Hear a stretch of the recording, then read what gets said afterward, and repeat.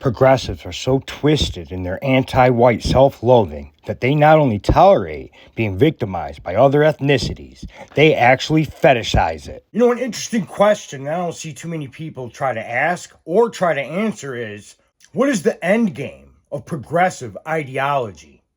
What is the likely conclusion of the policy of mass migration?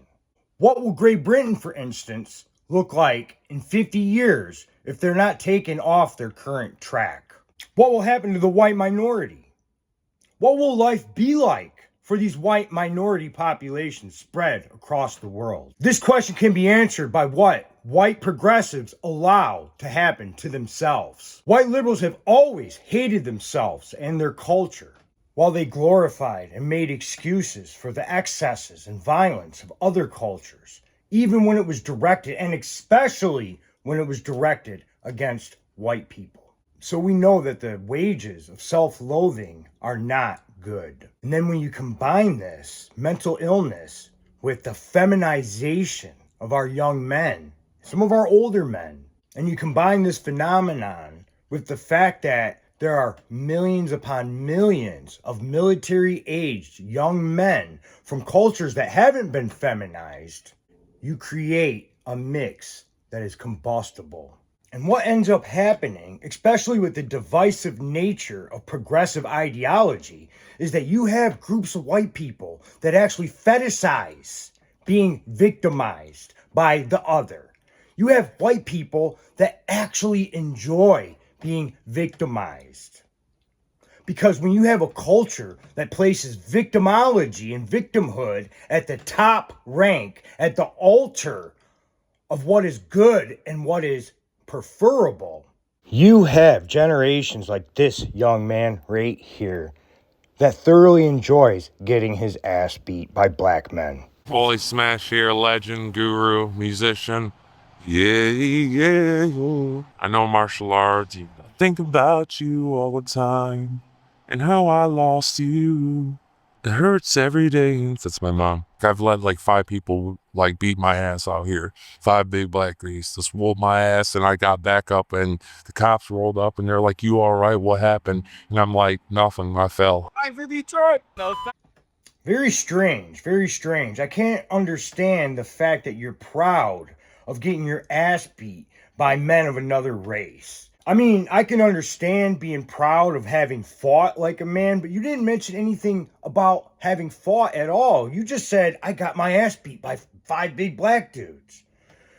That is one of the most pathetic, but yet it'll be one of the most petty examples of white cuckoldism in this video. It gets much worse, much darker. On the scale of darkness, I say this goes up a peg about 1 or 2, but it still is not one of the worst examples in this video. But this is very dark nonetheless. Here you have a young white progressive man actually arguing that white people deserve to be robbed. He, of course, has a different opinion when some young black children walk up on him and try to take his stuff. Then things are different. Problem with me being here? You're a white person. What was that all about? Y'all don't pay the stolen land tax? You're white as well, dude. I don't know what you're trying to say. And you're whiter than him. Bro, you're white as well. I don't understand where you're coming from. Because you gotta take accountability for it. Accountability for what? Systemic problems. Because this right here, you're occupying indigenous land here. You're occupying space that isn't here. Wait, so but I can say the exact same thing to you. You can. And you should. And you're occupying this and space. And we should. We should be calling out people. Honestly, he and I deserve to be robbed. Who's we? You say we deserve to be robbed? Yeah. Okay, take his iPhone. Take it. Yeah, give me. Take it. I use it for mutual aid. Right now. You want to help my mutual aid funds? Give me it. Do you want to? Okay. Give me it. Do you want to take his iPhone? Take his iPhone. You just said you didn't want it. Dude, give me it. I use this to help people. No, you don't. Yes, I do. No, you don't. You want to go talk to Rhonda? Who do you help? I help Rhonda. I help my friend Corey. You said you deserve to be robbed, though. I help so many people that need this. Because that's the way that I connect with people. So they need this. I do as much as I can. But no, you just said you deserve to be robbed. It seems like you need this. He needs a phone. He needs a phone. Help him out. He needs a phone. I need a $30 phone. You want this phone? Come get it. Come get it. He said he deserves to be robbed. Do you know what Kofi is? Come get it. We can do that. Come get it. We can do that. Look, now they'll take the phone. We can do Kofi. We can do Kofi. I use this for crowdfunding. No, you said you deserve to be robbed, though. I use this break for this mutual bitch aid. in my hand. And you'll be hurting people. Who? You'll be hurting my friend Corey. How? My friend Corey needs resources. Okay. How are you helping your friend Corey so far if she doesn't have those resources? Because I give them to her. As well. That was also pretty funny. That's Nick Shirley, by the way. He is a great interviewer and citizen reporter. Really good stuff. You should check him out. And we all know about 10 or 20 little effeminized, progressive little soy boys, just like that white dude, that cry and whine about this being stolen land and blah, blah, blah, blah. They are just as bad or worse than liberal white women. And then we have perhaps one of the darkest examples of white cuckoldry one could imagine. Garfield Todd was a white liberal politician in Rhodesia, in what is now called Zimbabwe. He actively and passionately agitated and even undertook subversive activities against the white minority government of former Rhodesia, colluding with African insurgents and terrorists. When that government changed hands to Robert Mugabe and Rhodesia became Zimbabwe, Todd was unwilling to defend his own family from his former and current allies, where his own daughter, likewise a white do-gooder bleeding heart just like her father, was a victim of their unspeakable depredations. Now the story of liberal white politician Garfield Todd. Mugabe appointed him as a senator in 1981, a position he held until 1985, with Rhodesian liberals to this day praising him as a so-called fighter for freedom in Zimbabwe. So far, this may seem just like any other story of a white liberal who eventually got his way when African revolutionaries and Marxists took over another formerly first world nation. But here's the twist. While Todd served as a senator in the government of Robert Mugabe, one of Mugabe's other officials kidnapped and raped Todd's daughter. Judith Todd, who like her father had supported ZANU-PF's takeover, spoke out against Mugabe's violent suppression of an insurrection in Matabeleland, which left thousands of these Matabeles dead.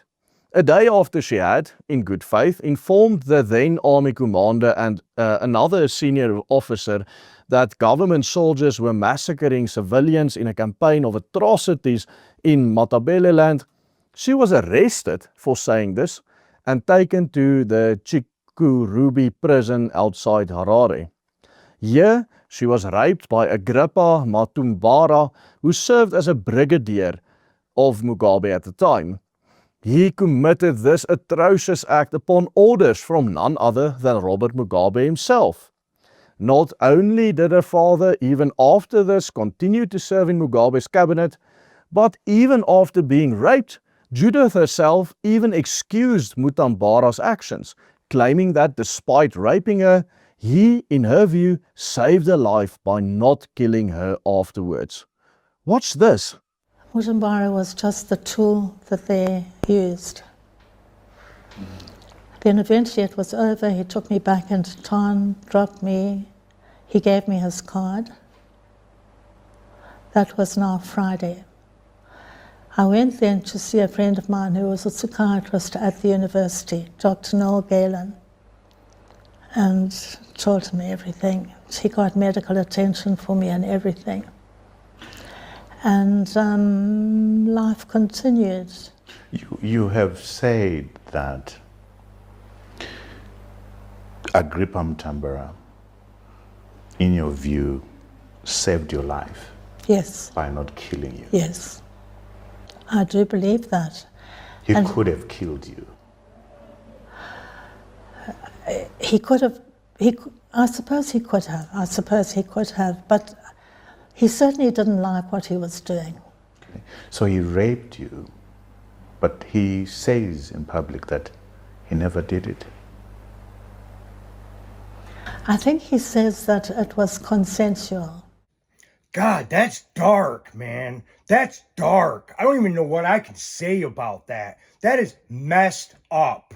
Did you see her in that interview? My God. My God. It has to be something genetic, you know? Like, obviously, she's like her father, you know? That is disgusting. So gross. So gross. So wrong. Anyways, it gets darker, folks. It gets darker. You won't believe this next case. This is a case of forgiveness gone wild. In this instance, we have a mother and her nephew murdered by a burglar. That mother's daughter grows up, gives forgiveness to the murderer, and then further tragedy unfolds. Sally McKay was now 75 years old. Her nephew, Joseph, was 52. One night, while he was at Sally's home, someone broke into the house. This was a burglar who had evidently thought that nobody was home. This burglar, upon seeing the two, shot them out of sheer fear. To cover his tracks, he set fire to the home and stole Sally's car, a Toyota Camry, and sped off. Travis was swiftly arrested and charged with the double murder, held without bond. He asserted that someone else had assisted him with the robbery and that that person had actually been the shooter. The police never found any reason to believe that this was true, though. Travis did throw one person under the bus, but the police investigated that man and found that he had a rock-solid alibi at the time of the murders. Before too long, Travis was appearing in court, all set to be tried as an adult for his crimes. When appearing for his first hearings, the prosecutors told the judge that the police had ample evidence tying Travis to the scene. Even in interviews, he admitted himself that he was at the scene, albeit pinning the actual murder on someone else. April 7th, 1998, the day his trial was about to begin in Marion, Arkansas. Travis decided to plead guilty to the two murders. To avoid a death sentence, Travis accepted a plea deal offered up by the prosecutors. This would result in him receiving a 28.5-year sentence with parole eligibility after serving 70% of his sentence. Sally's daughter Martha decided to take up the helm. Martha decided not only to forgive, but to befriend none other than Travis Lewis, the man who had killed her own mother 20 years prior and left her traumatized. There could be no bigger test for her on her spiritual journey, and she decided to overcome it. She began writing to Travis in prison regularly. Once Travis had served 70% of his sentence and it came time for his parole hearings, Martha became a vocal supporter of his early release. Not one single other person in the family was supportive of his release aside from her. Martha was now living and working with the man who had killed her mother just a few doors down from where it had happened. She and others felt that this was the absolute ultimate form of forgiveness. Most, though, felt that it was stupid to say the least and completely reckless at the worst. For a while, the whole arrangement actually went pretty well. This was until Travis's demeanor gradually began to change. His own mother, Gladys, came to Martha and told her to be careful of her son, saying, "He's returning to his old ways." Travis had gone back to stealing. Martha had just sold one of the extravagant chandeliers in the home for $14,000 cash. She put the money into an envelope and hid it away in the home. Then the money vanished. This brings us up to the morning of March 25th, 2020. Martha pressed a silent alarm in her home that pinged the police. Two deputies rushed out to the home to find the back door wide open. Once they went inside to investigate, they noticed someone jumping from the second-story window and rushing over to a vehicle. This person then got the car stuck in some mud, unable to proceed. He then jumped from the car and ran off, hopping into a nearby lake. While the police saw him go under, they never saw him come back up. Martha McKay was found both stabbed and bludgeoned to death at the top of the stairs, lying next to a bag of her belongings and a utility knife. On a nearby chair was a cloth bag full of several valuables ready to be stolen. Police called a rescue team from the Sheriff's Department and Arkansas Game and Fish, who then used sonar equipment to try and locate their suspect in the lake, who had no doubt drowned by now. They pulled the body out of the lake, finding none other than the recently released murderer, Travis Lewis. An autopsy showed that Travis had a smorgasbord of drugs in his body at the time of his death, including marijuana, cocaine, and even meth. This created some doubt as to whether he actually intended to drown or if he was just completely out of his mind. Either way, he was gone. So there you guys go. 4 examples of white cuckoldry. Now, we obviously see where this nihilistic, mindless ideology is headed. Imagine living like this. Imagine behaving like this. Have you no pride? Have you no sense of masculinity, of being a man? Pathetic. Pathetic. Unless you want to live in this dystopia, unless you want people like this in your in-group selling out your culture and civilization, selling out your family, selling out their family, We need to make some big changes.